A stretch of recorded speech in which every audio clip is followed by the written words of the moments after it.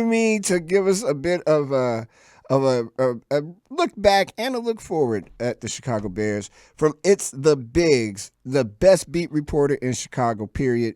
My man Herb Howard. Herb joins us by way of Zoom. What's up, man? What goes on, Herb? How you doing? Real, what's going on, my brother? I'm good. How you? I'm all right. I'm all right. You know, football season for me is over because it's been over for me early for the last, I don't know, 11 years or so. And playoffs are this weekend. But the Chicago Bears are indeed still the most compelling sports story in Chicago. And I think they will be forever, at least for a little while. This wasn't it. I've seen you and Jason Goff on the score debating the whole Justin Fields thing last year, and Yeah, within that debate, that healthy debate, saying, this what you think might happen may not and probably won't happen. And everybody was all Caleb Williams is here. He can walk on water. He can make right. pizza out of dough with no meat in it. He is the greatest, and then the season happened. What happened with the Chicago Bears this year? Yeah, I think people kind of underestimated the holes that were left not only on the roster but just within the organization and things that just are not in place and are not, running efficiently. And that's going to impact the play that you get on the field. It's going to impact the quarterback. And so you talked about, people were saying about all the sacks that Justin Fields would take and he was inaccurate and couldn't read the field and all these different types of things. And these were all things that, Caleb Williams was supposed to excel at. And then the season happens and you realize that Caleb struggles with the same things that Justin was struggling with because they are the same things that any quarterback would struggle with when you are not surrounded um, by elite talent on the offensive line and you are not within a strong structure in terms of the offensive system that was being implemented, the play calling, head coaching, and I think it goes all the way up to ownership of the Bears. There's just some things that need to change if they're going to have any level of sustained success. And Justin Fields couldn't overcome it, and Caleb won't overcome it either unless they change some things. Is it? So, I know everybody has this whole blame thing. It was Matt Eberflus's fault, and then it was Shane Waldron. Well, it was Shane Waldron's fault, Matt Eberflus's fault, and it's Ryan Poles' fault, and it's everybody's fault. But no one really talks about the chairman of the Chicago Bears, who, since he's Right. been the chairman, has not participated in a winning playoff game. How is it? And I think I know the answer, but you're there every day. Is there any chance at all that sooner or later Virginia McCaskey pulls the general or the chairmanship away from George McCaskey? And if not, why not? Yeah, no, I don't really see that happening. First of all, she's 102 years old, like There's that. literally. Yeah, You know, like she for just turned. real. Yeah, she just turned 102 years old. So I don't think she's going to be making any more decisions about what happens organizationally. Number two, George is her son, um, and so whether it's George McCaskey or Mike McCaskey, like it's going to be one of them that's running the team, and they aren't really football people. I mean, they'll tell you as much that they are not football people, but for far too long, they've operated as such, or Mm-hmm. they've put their friends in position to operate as such.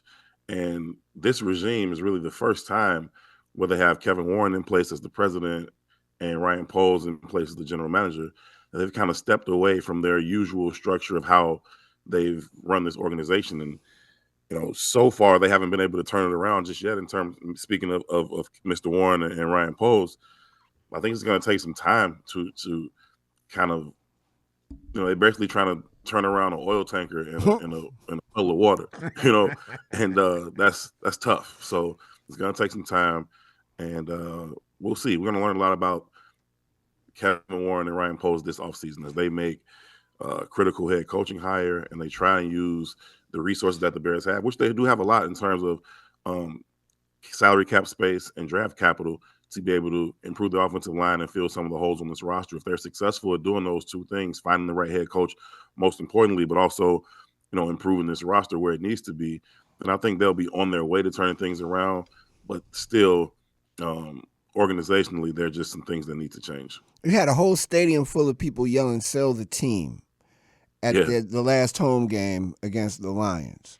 That was significant because the Hmm. last time the last game of the season happened, they were yelling Justin Fields' name. But still, the team Right. rings different, whether it's the White Sox. Oh, Lord, I just said their name out loud. Whether it's the White Sox Hmm. or whether it's the Bears, sell the team rings different. I know there's some Hallises in that line of folks waiting on them to actually either sell the team or give that team to one of the Hallis kids. Do they have any interest and are there any football people in that family at all? Yeah, I don't really foresee them ever selling the team. I mean, that's Wow. their business. That's what they do. And so I don't think that's ever going to happen. George McCaskey was asked about that Tuesday about the chance of sell the team from the stadium. He said he acknowledged that he heard him. And then he immediately said that he was more disappointed by the fact that the week before, when the Detroit Lions came in, he was disappointed that the Bears fans had sold so many of their tickets to Lions fans because the stadium was a majority of Lions fans that day. I had never really seen Soldier Field, be taken over by a road team that way. Yeah. Um, you know, and so he immediately pivoted to say, "Hey, y'all mad at me? Well, I'm mad at y'all. Why would y'all sell those tickets? Like, why would we buy the tickets? Is the real question. Sell the team." Right. Um, so, Right. but no, I don't really foresee them ever selling the team. That's their business. That's what they do. A lot of these organizations around the National Football League, they've made their fortune off something else, right? And then football is kind of just this thing they picked up as a hobby or an interest or whatever. Mm-hmm. But for the McCaskies, that is their fortune. That is what they do. They weren't they weren't in oil or tech or cheese or any of these other things that a lot of Not these other owners were cheese. in. I mean, you talk about like Robert Kraft and like True, like true. I'm sorry. You're right. You're yeah. right. So You're right. You're right. that's not the Bears' truth. So all Oh, they have is the Bears, and I don't really see them ever giving that up. oh, that was awesome. I totally forgot that the Kraft. Yeah. All right. I love Robert Kraft. He's funny to me. The little Yeah. funny man. He's very funny. The Bears are on this massive coaching search. It's getting real in terms of the names. There are two names on that list, and the only two names that I'm like interested in, and it isn't Ben Johnson. And it isn't Mike Vrabel at all, because I don't think Mike Vrabel's coming anywhere near none of this nonsense. And if Ben Johnson comes Mhm. here, I don't think people. I don't think it's going to be what people think it's going to be. But Yeah. Monacan interests me, and Pete Carroll interests me a lot. And I'm wondering when you hear those two names, considering what the Bears, what the team, the players, and that locker room need, do those two names make sense to you to come and turn this around? That part of I it, heard anyway. Pete Carroll. What was the first name? I think it's Monacan. He's the Okay, yeah, the offensive coordinator from for the Baltimore. Ravens. Yes. Right, right, right. Okay. Um, I think that Pete Carroll is the most known commodity of all of the candidates. Mm-hmm. You know what he is, you know his style, you know exactly what he's going to bring. Everybody else, other than Mike Vrabel or maybe Brian Flores, the defensive coordinator from Minnesota, other than those people, you're kind of just projecting about what type of head coach these candidates will be. Ben Johnson, he's a really good play caller, and he's doing a lot of good things with the Lions offense since he's been their offensive coordinator. But that's a really strong roster that he has, right? And so you talk Yes. about having, three Pro Bowl offensive linemen. You talk about having two weapons on that offense that have like 4.2 speed. When you talk about Jamison Williams and you talk about Jahmyr Gibbs, they've got David Montgomery. They've got a veteran quarterback, got a really good tight end. So, you know, assuming that you're just going to drop him here and you're going to continue to see that level of production is false. I Mm-hmm. was going to say it was a reach, but it's more than a reach. It's false. Mm-hmm. And it's the same falsehood that people sold themselves with Caleb Williams. You can just swap him out for Justin. It's going to be fine. Um, not true. So I like the idea of bringing in the Pete Carroll because you know exactly what he is. He's been a winner everywhere he's gone. He's a winner at USC. He was a winner in Seattle. He's won a Super Bowl. He's won national championships. Um, he's been around this game for a long, long time. And people talk about the fact that I think he's 73 or going to be 74, Yeah. and they use that as a reason to knock him. And I understand that. I hope that whoever they hire is going to be the Bears coach for the next at least 10 years. That would be nice to have a long, to not be doing this again 3-4 years from now. And so that sentiment I get, but more importantly, they just have to get this thing together. They got to get it right. Somebody that's going to be competent, somebody that's going to hold people accountable, and just make this a legitimate NFL team sustainably, not 1 year here or 1 year there. And so I like the idea of bringing in Pete Carroll. As far as bringing in the Ravens offensive coordinator, I like the Ravens offense. And so that makes a lot of sense to me, except for the fact that they haven't built the roster to run his system. Right. I thought that's what they should have done last year. There's Greg Roman, who used to be the coordinator in Baltimore, and he's now the coordinator with the Chargers. Jim Harbaugh, brought him to LA to be the coordinator with the Chargers, and he runs a system that I thought would have been phenomenal for Justin Fields. And they could have brought in a running back, whether that was DeAndre Swift or Derrick Henry, who obviously was a free agent and available and went to Baltimore. He's now running in that system. And I think that you have a very similar skill set with Justin Fields that you have with Lamar Jackson. Not to say they're the same player, but their skill set is very similar. And I thought that's the type of system that you could have run. They chose to go a different route. And now you've brought in all these receivers and you don't have a fullback. And, you would have to do some different things. Got rid of the fullback. Got rid of the fullback. Had one and said, get out of here. Kari Blasingame is a very good fullback. Very athletic, very strong, a very good blocker. Can catch it out of the backfield. I liked him. I didn't want them to get rid of him. But, when you make mistakes cost, Rio, you can't, mistakes cost. Yeah, so the Bears made some mistakes this offseason. I thought it was a mistake to let Justin go. I would have preferred to have all the first-round draft picks that would have came by leveraging that number 1 overall pick. But whatever, they chose a different route. That's fine. But then they also doubled down on their mistakes and hired Shane Waldron to bring his offense in. So you bet the franchise on Caleb Williams, and then you put him in the hands of Shane Waldron. Right. And that's just not smart. Anybody who's ever talked to that man for 30 seconds will tell you this is not a dude who can lead you across the street. This is just not it. So, no disrespect to the man, and he worked for Pete Carroll and probably was going to get fired out there too. Right. But he's just not. I wouldn't put the future of my franchise in his hands. They chose to do that, and then he goes about the business of, well, we don't need a fullback in this system, and so Kari Blasingame is gone. They bring in all these receivers and all these weapons that you put around Caleb Williams, but none of those weapons matter if you can't get the ball out because you're steadily getting sacked because the offensive line isn't good, the protection isn't good, the schemes are not good. And I asked Ryan Poles about that on Tuesday at his press conference. I just asked, I said, man, you put all these weapons around Caleb, but you did not put any elite talent on the offensive line. And, do you feel in hindsight that was the right thing to do? And he acknowledged that he would prefer to build the offense inside out and have the offensive line together first before he goes to get the weapons. But by his estimation, that wasn't really a viable option last year. He said that they didn't think they had the right players to be able to do it. And then he says going forward that he does have the resources, and he thinks that there's some things that should line up for him in the draft and free agency this year. So we'll see if he's able to turn that thing around. But mistakes cost, and I think it set the Bears back a few years. My issue with my reason for wanting to keep Justin was always I thought it was the fastest path to the Super Bowl for the Bears. To keep him, to bring in 2 or 3 first-round picks, to draft those offensive linemen, bring in Marvin Harrison Jr. That all seemed like the fastest path to the Super Bowl for me, and I thought they could have legitimately begun to be legitimate contenders for the Super Bowl in 2025 had they gone that route. Having not gone that route, now you won 4 games, and now you're going to reset this thing. I think you're looking at 3 or 4 years out before you're a legitimate contender.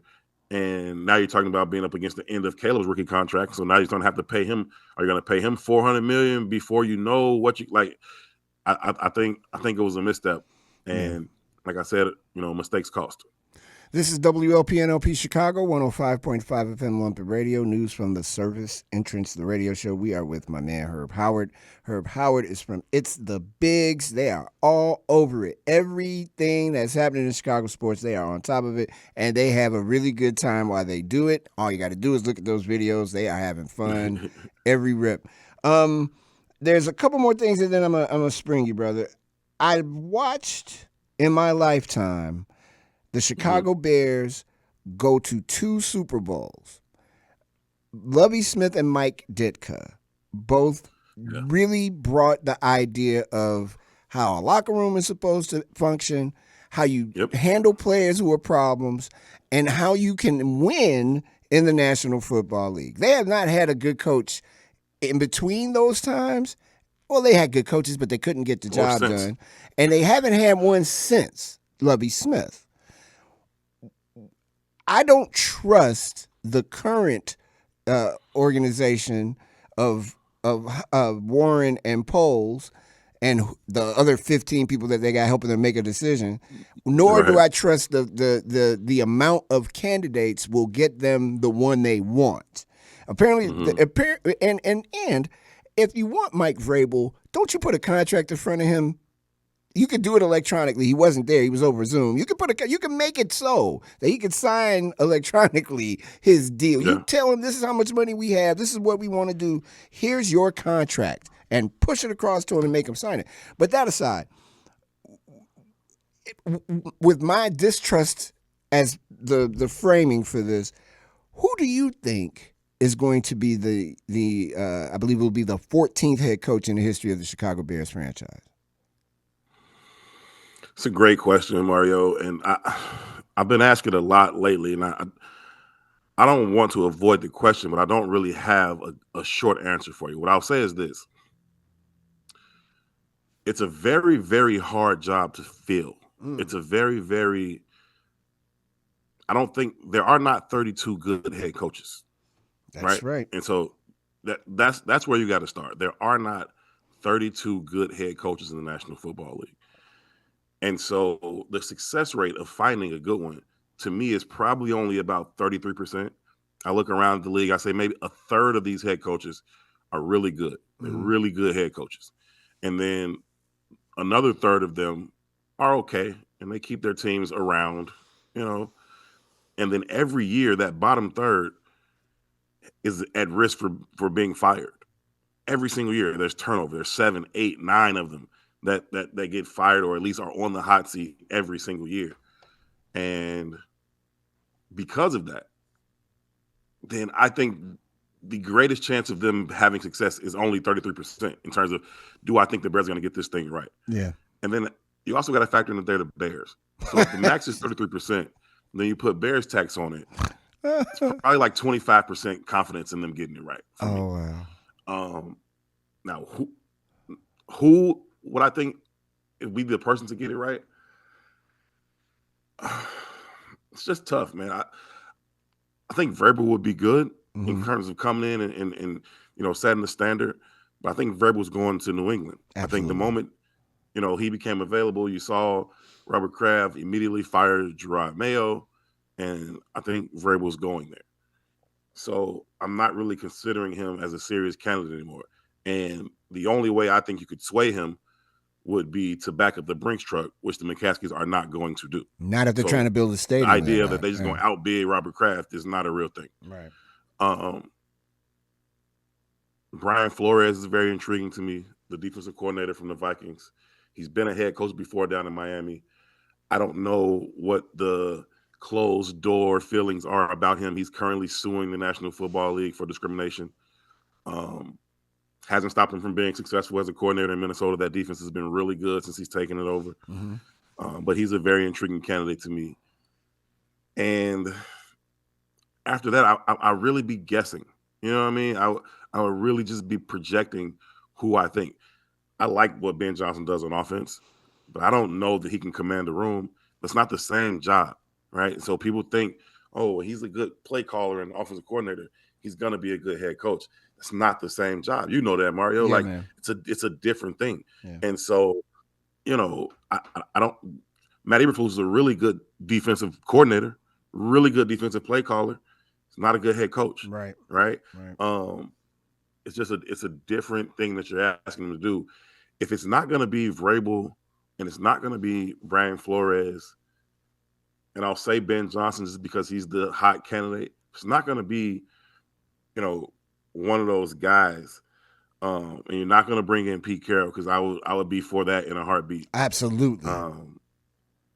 If it's not going to be those guys, then I would seriously consider Thomas Brown. um, because he has his finger on the pulse of the team. He knows the guys at least, and every time I've talked to him, I've heard him talk. He seems to have a really good philosophy. He seems like a real football dude. Mm-hmm. He was put into a terrible situation that was he had no chance of success. No chance of success. But I think given the opportunity to build his program from the ground up, I'm reasonably confident that he could do a pretty good job at it. I think he's going to be a good head coach at some point in the National Football League. Whether that's here with the Bears or somewhere else, we'll see. But if you aren't going to have, one of those top candidates, Vrabel, Flores, Pete Carroll, Ben Johnson, then I think you could do a lot worse than Thomas Brown. So, who do I think it's going to be? If I had to bet on it, I'd say Ben Johnson. Mm-hmm. I think he's ready to be a head coach now. In terms of when I say ready, I mean he's turned down teams before. Yeah. Because he's like, I'm just not ready to do it. Yeah. Last year he had offers and he chose to stay with Detroit. I think he's ready to go and be his own head coach now.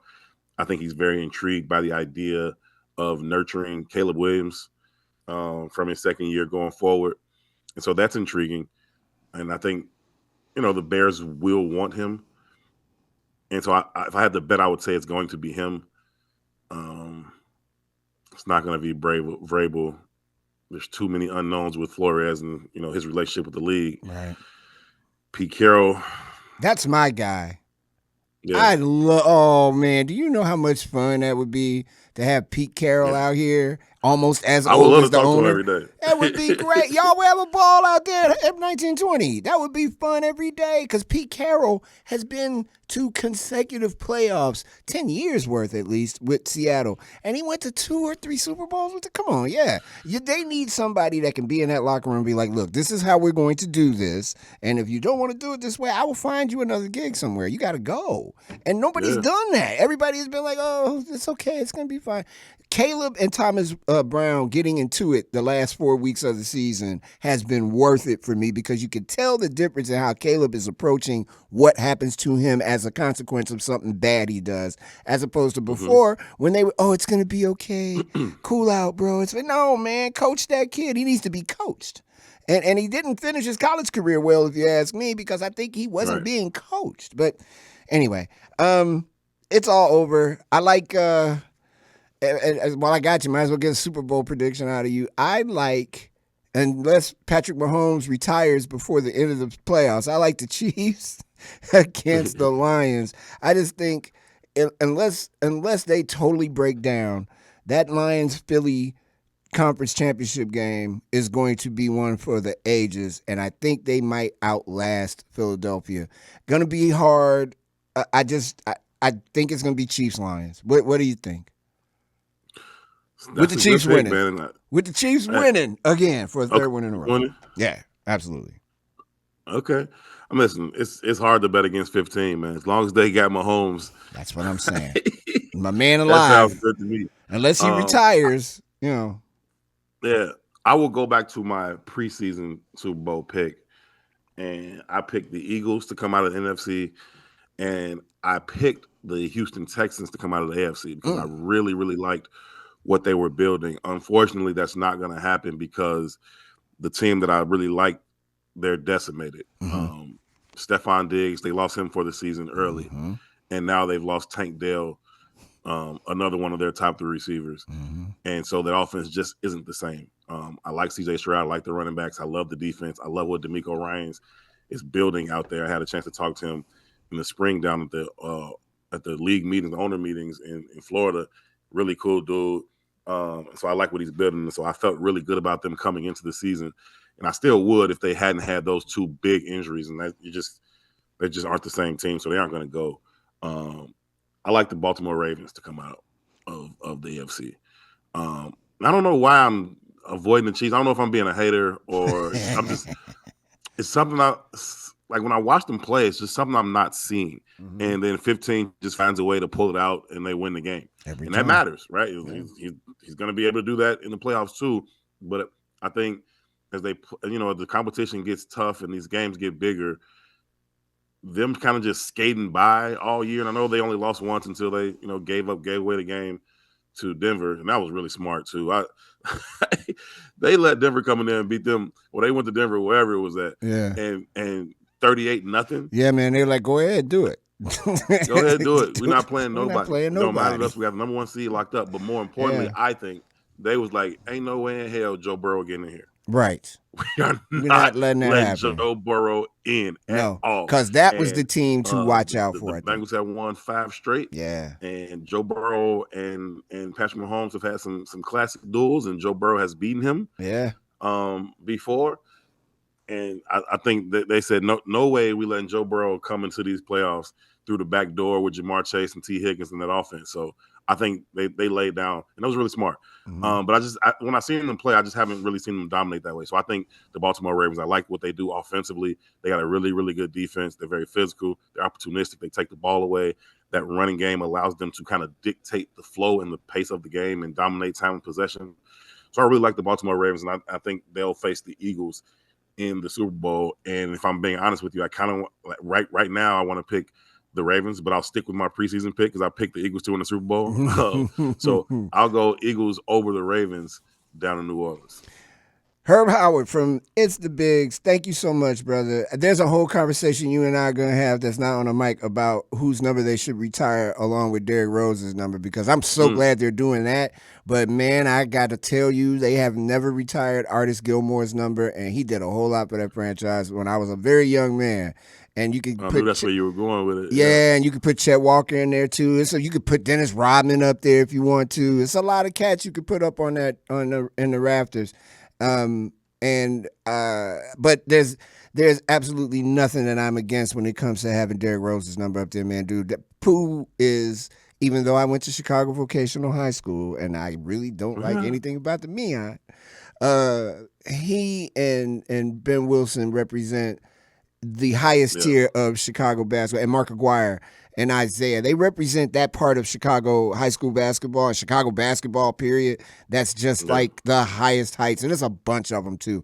I had this conversation with Steve Bardo too about that style of basketball and why it's important to professional basketball in general. But this is my man. I'm running with Derrick Rose. And I cannot wait got the shirt on. It look good too. Thank you, brother. You know, every now and then I put it together because I don't want to be out here. I want to hear Corey mouth about my hat, and I don't want to hear anybody mouth about how much I really do like Derrick Rose. Herb, thanks, brother. I'll see you out in these Chicago streets soon, man. Always a pleasure, my brother. Thanks for having me. Yes, sir. Thank you. Herb Howard from It's the Bigs. Y'all, if y'all not up on It's the Bigs, then what are you doing every day? That's that dude, man. Stop playing. And they get down. They really do great work. And they are consistent with their coverage on Chicago sports, and it's really, really dope. And it's a good time. Thank you so much, Herb, for being on the show today. Let's play some music. It's WLPNLP Chicago, 105.5 FM Lumpin Radio. This show is live. Oh, we're back. It's been a couple of weeks. Oh, glad to be back, man. Right on. News from the service entrance, the radio show.